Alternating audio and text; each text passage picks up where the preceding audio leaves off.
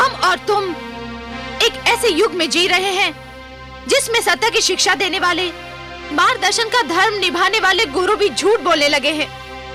जिस समाज के गुरु झूठे हो, वह समाज कदापि सुरक्षित नहीं हो सकता। मैं शन और अमर को इस झूठ के लिए कदापि क्षमा नहीं करूंगी, कदापि नहीं। आप सत्य कहती हैं महारानी।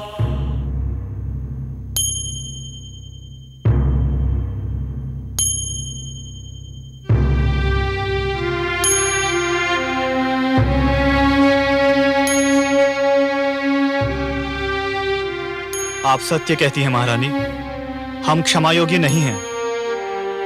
परंतु हमने आपसे झूठ बोलकर केवल अपने पिताश्री दैत्य गुरु शुक्राचार्य के आदेश का पालन किया था। नहीं! अर्थात अब मेरा पुत्र प्रहलाद इस संसार में नहीं है? नहीं माते, मैं इसी संसार में हूँ।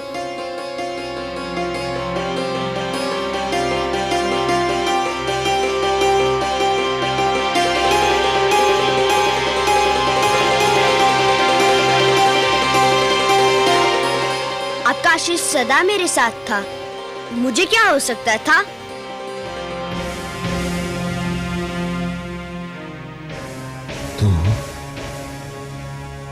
तू अभी भी जीवित है?